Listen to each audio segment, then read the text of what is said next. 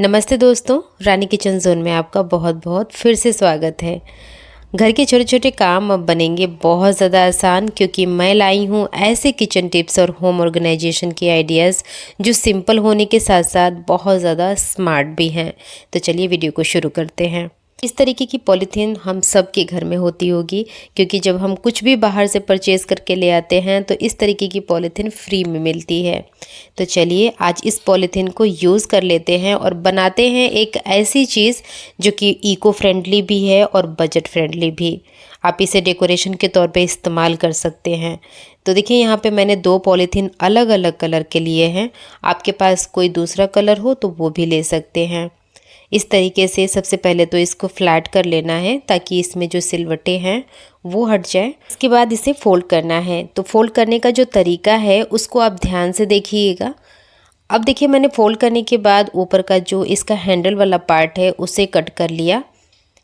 Cut करने के बाद हमने एक स्टेपलर से बीच में बिल्कुल सेंटर में स्टेपल करना है और जो साइड का पॉलीथीन है उसको कट करके निकाल देना है। तो आप बिल्कुल गोल शेप में इसको कट करिएगा। जितना भी इसके एजेस वगैरह दिख रहे हैं उसे भी आप कट कर लीजिएगा। अब देखिए बहुत ही पतले पतले से बारीक बारीक सी कटिंग लगानी है और इसको बिल्कुल सेंटर तक नहीं लगाना। जहाँ पे आपने स्टेपलर लगाया है ना, उससे थोड़ी सी दूरी तक आपको मतलब चारों तरफ घुमा घुमा करके इसकी कटिंग कर लेनी है। तो यहाँ पे देखिए मैंने इसको अच्छी तरीके से कट कर लिया है और अब आपको क्या करना है कि इस तरीके से हाथ में रख कर के रगड़ना है। तो देखिए कितना प्यारा सा ये पॉम पॉम बन कर के तैयार हो गया ना। जब आप इसको मार्केट में जाते हैं ख़रीदने के लिए तो कितने पैसों का मिलता है और एक बार हम इसको यूज़ करते हैं उसके बाद से हम इसे फेंक देते हैं। तो फेंकने से अच्छा है कि आपके घर में जो चीज़ें पड़ी हुई हैं उससे आप बना लीजिए। इजी भी है और अपने अकॉर्डिंग आप बड़ा छोटा जैसा भी आपको बनाना है ना आप बना सकते हैं। और यही नहीं, आप इसको मल्टी कलर में भी बना सकते हैं, सिंगल कलर में भी बना सकते हैं। जैसा आपको अच्छा लगे आप उस तरीके से बनाइए और अपने घर को डेकोरेट करिए। बढ़ते हैं नेक्स्ट टिप की तरफ। एल्युमिनियम की कढ़ाई या फिर बर्तन जब धो करके रखा जाता है और फिर जब हम इसको दोबारा इस्तेमाल के लिए निकालते हैं ना, तो उस वक्त पे आप देखिएगा आपको ये कढ़ाई एकदम साफ़ नज़र आ रही है ना। अभी मैं बताती हूँ कि आप इसको किस तरीके से डीप क्लीन कर सकते हैं इसको यूज़ करने से पहले। देखिए मैंने थोड़ा सा इसके अंदर तेल डाला और टिश्यू पेपर से रगड़ा। आपने देखा था ना अभी साफ़ दिख रही थी आपको, बट अभी मैं आपको दिखाऊंगी कि ये कढ़ाई कितनी ज़्यादा गंदी थी और इसके अंदर कितनी ज़्यादा कालिख थी। देखिए, है ना। आपको ऐसे नहीं पता लगेगा, बट जब आप इस तरीके से इसको तेल के साथ रगड़ेंगे ना, तब जितनी भी इसके अंदर काला काला जैसा पाउडर होता है ना, चूँकि एल्युमिनियम है पाउडर छोड़ता है, इसलिए तो कहा जाता है कि आप एल्युमिनियम के बर्तन को रिप्लेस करके स्टील के बर्तन को यूज़ करिए। देख लेते हैं अगली टिप। देखिए मोरिंगा लीफ जिसको हम ड्रम स्टिक भी कहते हैं, इसकी जो पत्ते होते हैं ना वो बहुत ज़्यादा हेल्दी होते हैं।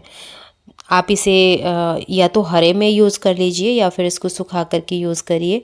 कई रेसिपी ऐसी होती हैं जिनमें हम इसका पाउडर इस्तेमाल करते हैं। तो चलिए मैं बताती हूँ कि आप इसे कैसे बहुत ही इजी तरीके से सुखा सकते हैं।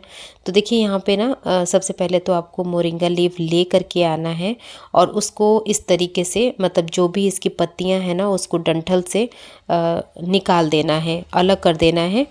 और अलग करने के बाद ना आपको कहीं भी इसको धूप वगैरह में कहीं भी नहीं सुखाना। आप इसको धूप में सुखाएंगे तो जो इसका ग्रीन कलर दिख रहा है ना वो चेंज हो जाएगा। तो अगर आप चाहते हैं कि आपके लिप्स का जो ग्रीन कलर बरकरार रहे तो कुछ नहीं करना, आप इस तरीके से पत्तियों को अलग करके सिर्फ अपने फ्रिज के अंदर डाल दीजिएगा। आप देखेंगे कि थोड़ा टाइम लगेगा, मतलब 2 से 3 दिन लगेगा, बट ये पत्ते एकदम अच्छी तरीके से एकदम सूख करके क्रंची हो जाते हैं। फिर आप उसको मिक्सी में डालिए और पाउडर बना करके रख लीजिए। तो यहाँ पे थी मोरिंगा लीफ की बात। अब देखिए यहाँ पे मैंने करी लीव्स को भी ऐसे ही सुखा करके फ्रिज के अंदर ही रखा है। बहुत अच्छी तरीके से सूख जाता है, एकदम क्रंची हो जाता है और जो इसका ग्रीन कलर है ना वो भी एकदम बरकरार रहता है। तो दोनों चीज़ों को सेपरेट करके पीस लीजिए या फिर आप इसको एक साथ भी पीस करके रख सकते हैं। और जिस भी रेसिपी में पाउडर का इस्तेमाल होता है ना उसमें आप बिंदास इसका यूज़ करिएगा। इस तरीके से सुखाई हुई पत्तियों में ना बिल्कुल उसका कलर और फ्लेवर दोनों ही बरकरार रहता है। तो मैं उम्मीद करूँगी कि ये टिप आपके लिए बेहद यूज़फुल होगी। अब देख लेते हैं नेक्स्ट टिप। देखिए यहाँ पे ना ये जैगरी है जिसको हम गुड़ भी कहते हैं। आप इसको लंबे टाइम तक स्टोर करना चाहते हैं ना तो उसके लिए आपको कुछ चीज़ें करनी पड़ेंगी, क्योंकि आपको भी पता है कि जब गुड़ ज़्यादा लंबे टाइम तक हम रखते हैं ना तो काला हो जाता है बिल्कुल और उसमें फफूंदियाँ भी लगने लगती हैं। तो इसमें 2 इलायची के दाने ज़रूर डालिए। देखिए ये जो गुड़ आप देख रहे हैं ना इसको लगभग साल भर हो गए हैं, मतलब 1 साल हो चुका है इसको। और इसके अंदर तिल भी है। कहते हैं ना कि तिल वाला गुड़ जल्दी ख़राब हो जाता है, बट ये गुड़ बिल्कुल भी ख़राब नहीं हुआ है क्योंकि इसके अंदर मैंने 2 हरी इलायची के दाने डाले हैं। केले अगर बहुत ज़्यादा पक जाते हैं तो उसे कोई भी खाना पसंद नहीं करता, चाहे बच्चे हों या बड़े हों। तो चलिए इसको पकने से बचाते हैं। केले के अंदर नेचुरली एथाइलिन गैस निकलती है जो कि इसको जल्दी पका देती है। और ये जो गैस होती है वो इसकी डंडी से ही ज़्यादा निकलती है। तो यहाँ पे मैंने एल्युमिनियम का फॉइल पेपर रैप कर दिया है। तो रैप करने से ये बिल्कुल अच्छे से ढक जाता है। ढकने से जो गैस होती है वो हवा में नहीं फैलती है और केला धीरे धीरे पकता है। तो ये तरीका बहुत ज़्यादा यूनिक तो मैं नहीं कहूँगी क्योंकि आपने बहुत बार देखा होगा, बट अगर आपने ट्राई नहीं किया है तो ट्राई ज़रूर करिएगा। एक मेरे सब्सक्राइबर हैं जिन्होंने फ्रिक्वेंटली ये क्वेश्चन मुझसे पूछा है कि दाल को लंबे टाइम तक फ्रेश कैसे रखें, क्योंकि दाल हम एक बार में 2 किलो 3 किलो ला कर के रखते ही हैं और ये बहुत जल्दी ख़राब हो जाती हैं। इसके अंदर सुंडियाँ या फिर इसके अंदर घुन लग जाते हैं। तो चलिए मैं बताती हूँ कि आप इसमें क्या ऐसी चीज़ डालेंगे जिसकी वजह से आपकी दाल लंबे टाइम तक सेफ़ और सुरक्षित रहेगी। तो देखिए इसके अंदर हमने डाल दिया है वाइट विनेगर। जी हाँ, वाइट विनेगर बहुत ही अच्छा एक प्रिजर्वेशन का काम करता है और इसकी खुशबू भी बहुत तेज़ होती है। तो ये दाल मैंने 1 किलो लिया है और 1 किलो के अंदर हमने 1 ढक्कन के आसपास डाल दिया है। मतलब अगर स्पून से बताऊँ मैं तो 1 टेबल स्पून डाला है। डालने के बाद इसको अच्छी तरीके से मिक्स कर लेना है। चूँकि जो विनेगर होता है उसका नेचर एसिडिक होता है और ये जितने भी कीड़े मकोड़े होते हैं या फिर जो उनके एग्स वगैरह होते हैं उनको डेवलप नहीं होने देता और इस वजह से आपकी दाल ख़राब नहीं होती और लंबे टाइम तक फ्रेश रहती है। तो ये भी तरीका बहुत ही अच्छा और यूनिक है, आप इसे भी ट्राई करिएगा। और अगर आपको लगता है कि आप इसे नहीं ट्राई कर सकते तो दाल के अंदर आप थोड़ा सा तेल भी डाल करके मिक्स करके रखिए, वो भी अच्छी तरीके से उसको प्रोटेक्ट करता है, जिससे आपकी दाल 6 महीने तक बिल्कुल भी ख़राब नहीं होती है। और अगर आपको लगता है कि विनेगर डाला है तो शायद इसके टेस्ट में कोई चेंज आए, बिल्कुल भी नहीं आता क्योंकि हम इसे वॉश करके इस्तेमाल करते हैं। देखिए ये जो टिप है ना ये बहुत ज़्यादा सिंपल है, क्योंकि आपको देख करके ऐसा लग रहा होगा कि शायद मैं कपड़े की बात कर रही हूँ और कपड़े को कैसे धोते हैं। जी हाँ, बिल्कुल मैं वही बात करूँगी कि आप अपने कपड़ों को किस तरीके से धोएं कि आपके कपड़े ना मशीन में भी बिल्कुल ख़राब ना हो। देखिए जब कभी भी आप मशीन लगाते हैं तो सबसे पहले पानी डाल करके, अगर आपकी मशीन टॉप लोडेड है तो इस तरीके से सर्फ़ डाल दीजिएगा ताकि सर्फ़ पानी में अच्छी तरीके से घुल जाए। इसके बाद देखिए कॉटन के कपड़े की बात करूं तो कॉटन के कपड़े चूँकि बहुत ज़्यादा डार्क कलर के होते हैं तो आप इसको हमेशा उल्टा करके डालें। इस तरीके से आप धोते हैं ना कॉटन के कपड़ों को तो बिल्कुल ये ख़राब नहीं होते और इनका कलर भी नहीं जाता है। और यही नहीं, जब आप इसे सुखाएं तो भी आप इसे उल्टा करके ही सुखाएं।